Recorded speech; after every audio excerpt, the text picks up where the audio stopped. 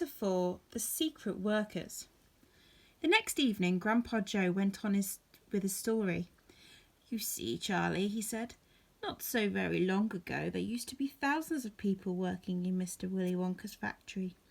Then one day, all of a sudden, Mr. Wonka had to ask every single one of them to leave, to go home, never to come back." "But why?" asked Charlie. "Because of spies." "Spies?" "Yes. All the other chocolate makers, you see, had begun to grow jealous of the wonderful sweets that Mr. Wonka was making, and they started sending in spies to steal his secret recipes. The spies took jobs in the old Wonka factory, pretending they were ordinary workers, and while they were there, each one of them found out exactly how a certain special thing was made." "And did they go back to their own factories and tell?" asked Charlie.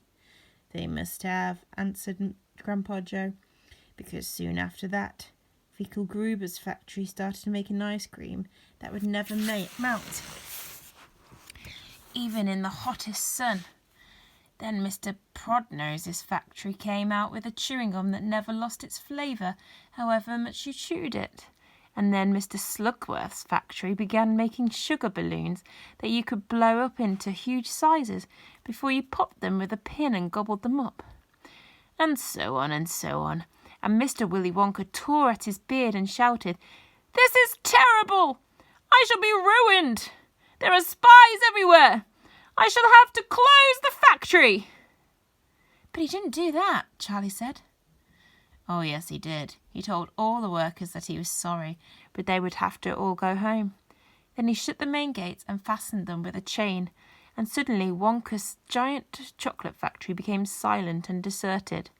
The chimneys stopped smoking, the machines stopped whirring, and from then on not a single chocolate or sweet was made. Not a soul went in or out, and even Mr. Willy Wonka himself disappeared completely. Months and months went by. Grandpa Joe went on, but still the factory remained closed, and everybody said, "Poor Mr. Wonka.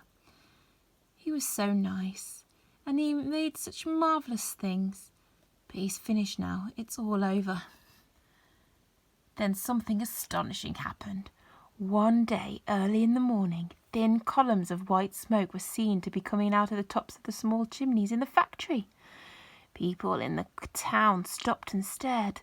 "What's going on?" they cried. "Someone's lit the furnaces. Mr. Wonka must be opening up again." They ran to the gates, expecting to see them wide open, and Mr. Wonka standing there to welcome the workers back. But no! The great iron gates were still locked, and chained as securely as ever. And Mr. Willy Wonka was nowhere to be seen. "But the factory is working," the people shouted. "Listen, you can hear the machines. They're all whirring again, and you can smell the smell of melted chocolate in the air."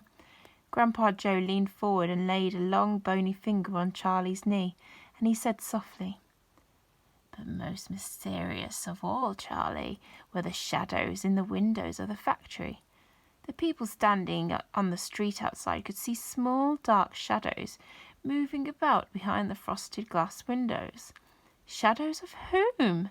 said Charlie quickly. That's exactly what everybody else wanted to know. "The place is full of workers," the people shouted, "but nobody's gone in. The gates are locked. Crazy!